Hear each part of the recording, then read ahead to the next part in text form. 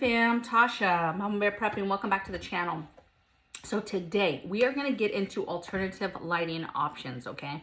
So basically when the lights go out, what is your plan for lights to be able to see, okay? So obviously during the day, this isn't a big a deal, but when the evening comes, it becomes of how do you see things, right? How do you get ready for bed? How do you cook your food? How do you do certain things, okay? Now to me, lighting out of some of the other things that you need to be getting ready for if the lights go out, lighting to me is not as important, okay? Yes, do I want to see? Absolutely. But let's say I'd rather already have a way, let's say, to cook for my family and the fuel to do so. To me, giving them us the option to be able to still eat when the power goes down is a lot more dire than, say, lights. Let's say we lose power and we lose water or sewer, and now we don't have the ability to go to the restroom in the house. To me, that's way more important than being able to, the comforts of being able to see, okay? Now, we'll go through some of these. Some of them are very basic, so we'll just run through them. Hopefully you'll get some ideas from me, and then I'll go over some extras that you might need and some just tips and tricks that we do for both our short-term lighting and then what our plan is for any kind of long-term lighting outage, okay? So that we can see should we have no power for days or weeks or months, okay? On a more permanent basis, what would we be doing for lighting? Okay, so immediate stuff, real quick. Just a basic flashlight, right? This is my go-to. You see it's a flashlight. I'm not gonna blind you, but it's a flashlight. It's also a lantern. But when something happens, this is my grab, right? Usually if it's daytime, okay, we're not jumping up because it's daytime, okay? Because we're prepared. We have a blackout box, a lights out box already. And so we're not freaking out. But let's just say it's early evening and it's already dark and the lights go out and we're indoors and it's pitch black now. And we're now scrambling because we can't see anything, okay? So this would be my go-to. So you in your house somewhere want to have your go-to flashlight that you know exactly where it's at, okay? So for me and my family, this is in the main area where we stay. And then for immediate power outage, and it happens to be dark, in our bathrooms and our bedrooms, we have these lanterns. I don't want to blind you, but this pops up, okay? This lantern pulls all the way up, and those are located in the bathrooms and bedrooms, so that if you're stuck in there, you're going to the bathroom, you're doing your business, the lights go out, you can't see anything, and you're in the bathroom, you still got to wipe, you've got a lantern right there that you can just a quick and easy pop it up, and you can actually see what you're doing and finish your business, okay? So that's just for the, hey, very last minute, what are we going to do, okay? Some other options going from there, depending on how long it lasts. Very simple if you're not wanting to, because the thing is when the power goes out, you want to make your resources last, okay? So, you know, depending, if it's just a few hours, we're not breaking out a lot of this stuff, you guys, okay? You're going to deal with flashlights and little lanterns options. We're not breaking up anything major, okay? And maybe we light a couple candles, right? In the rooms, I have like 100 billion candles because I'm a candle chick. So for me, candles is kind of my go-to. I'll start lighting candles in different rooms that we're going to go in, okay? And that's just your basic, the lights went out because somebody hit a phone pole out there, or they had to turn off the lights because there's a fire. You know, something a little bit less intrusive as far as being serious, okay? Now, let's talk about some other options, a little bit longer. Okay, so you have some bigger options for lanterns that you could get, right? Just your basic camping lanterns is fine. It doesn't really matter. It could be battery, it could be solar, but if you're gonna do either one, you're just gonna wanna have options, okay? So have a few that are solar so that you can take it outside and charge it during the day. But maybe you're in a place where it's not sunny, so you need to have other options, maybe some battery lit lanterns, okay? These could be a little bit longer. Hey, it finally gets to a point where even the windows being all the way open, you can't see anymore, and so you would just light a couple of these in the house. Typically, if the lights go out, you guys, you're gonna be hanging out in one central location anyway. You're probably not gonna be spread out, because if your family spreads out, remember, then that's more light sources that you have to get or be prepared for. Okay. All right. So let's talk some other options that I think are a little bit longer. So let's say that you have a generator. This is just a small solar generator and EcoFlow.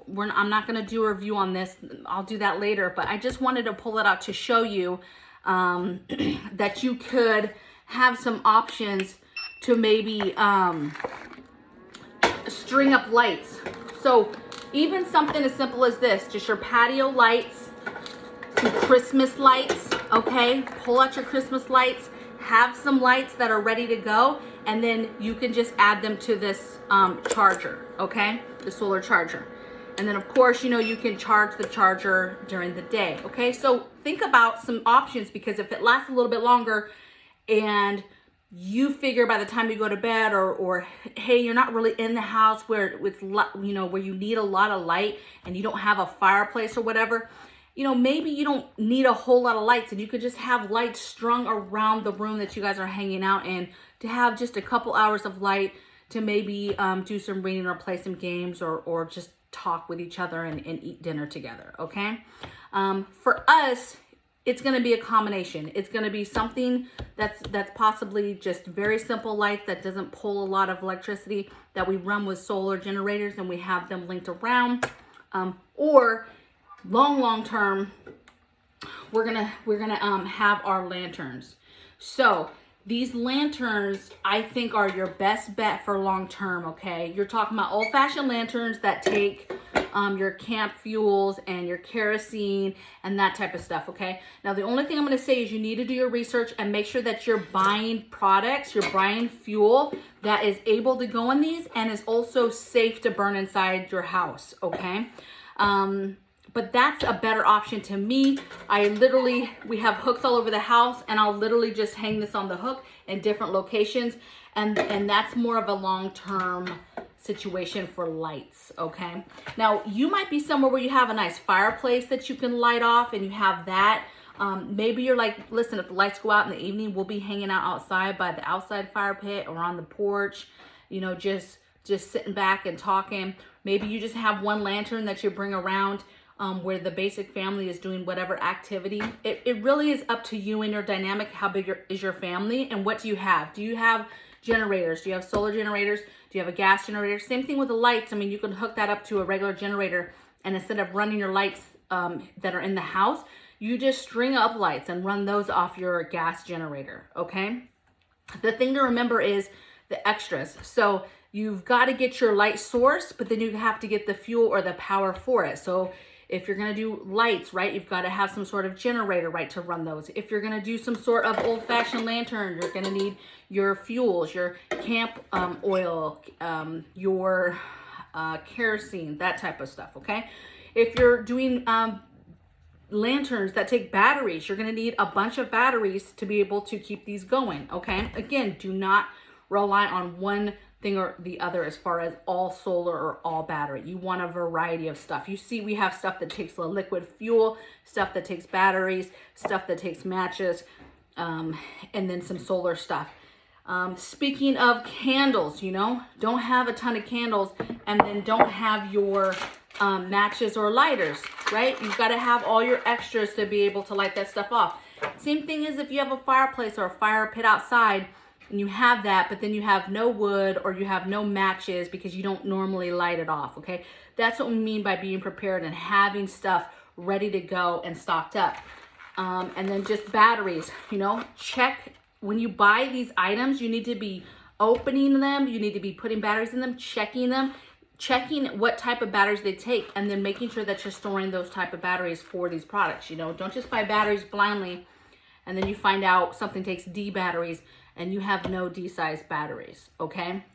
Also, if you're gonna get any kind of generator, you should already be taking out that generator and seeing exactly what it runs, okay? This is a very small solar generator, but we know exactly what it runs. We know that it will run the CPAP machine that my man uses, okay? So that's very, very important. We know that it runs smaller things like a rice cooker and a griddle and the toaster, things like that, lights, okay? The laptops, the phones, things like that. It won't run, you know, our chest freezer. So you have to have other solar generators for some of the bigger stuff, okay? So gas generator, same thing. You should be setting that bad boy up, figuring out what kind of gas goes in it, get the gas in there, do a dry run and see how long that thing will last. Plug stuff into it and see how long it will last if you plugged let's say a string of lights around your living room area, your kitchen area, just your basic areas, some Christmas lights or some patio lights. Plug them in and just see how much that's gonna draw from your generator, okay? Some other lighting options too are things like this, you guys. Your Kim lights, okay? A lot of times we really use these not really to see that much. We really use them for safety, okay? So we put them on things so that trip hazards, so that people aren't tripping on stuff that they can't see because it's dark out. Lining fences, maybe lining the front door to the car if it's the long walk and it's pitch black out there and you're trying to figure out how to get some more. Maybe the path to the barn if you live somewhere it's rural or whatever. The path to the kitchen, the chicken coop, whatever it is, okay, that you feel like you could use something like that for, that's great. Now there's all types of other options too, you guys, so do your research. You know, you can take water bottles and gallon jugs of water and put like Kim lights in them and different things like that, flashlights, all types of stuff that will make illuminating sources, okay? So there's some other options. This is just kind of what we have going for us as far as our fast stuff and our long-term stuff, okay? Long-term stuff, you can put it away, but like for example us, the lanterns, having them hung because they're kind of a decor item, right? They kind of go with my, I guess you could say, my decorations. So you can hang them and they're just ready, okay? They're not full of fuel yet or anything like that, but they're just hung and ready, or they're in places that are strategic and ready to go, so that if something happened, I could just throw the fuel in and get them going. And then my lanterns, most of my stuff is kept in my blackout box, right? If the lights go out, that's the box you grab that has kind of a little bit of all of this stuff in it. And then I have my placement, very smart placement lanterns and flashlights. That's where, hey, I know where that flashlight is, so when the lights go out and I can't see, even if I'm fumbling around, I know how to get to that flashlight, okay? Maybe you have a flashlight in every room that's in a certain location that you know you could easily get to in the dark by feeling around, okay? So I hope this helped give you some ideas. I'd love to hear in the comments below what you guys are doing for lighting. I know some people, this is definitely not that big of an issue, right? As long as they can cook, and they can cook outside on a campfire. I mean, you really don't need that much, you guys, to survive something like the lights out, especially at the low level of having lights. But it's important to be able to see things when you need to. So, perfect example, I don't have it here, but headlamps. We have headlamps, for example, in our medical kit, okay? That's very specific, so that if it's dark, there's no lights, and we're trying to treat somebody, treat even something as simple as a cut, okay? Then you need to be able to see. Going to the bathroom, right? Having a flashlight at a minimum so that you can do your business and then get, out of there clean. You know what I'm saying? So let me know if you think I forgot anything, any comments below that you have, and I will see you guys next time. Make sure you guys subscribe and hit that thumbs up or thumbs down. It's okay if it's a thumbs down, okay? I'll see you guys next time. Bye.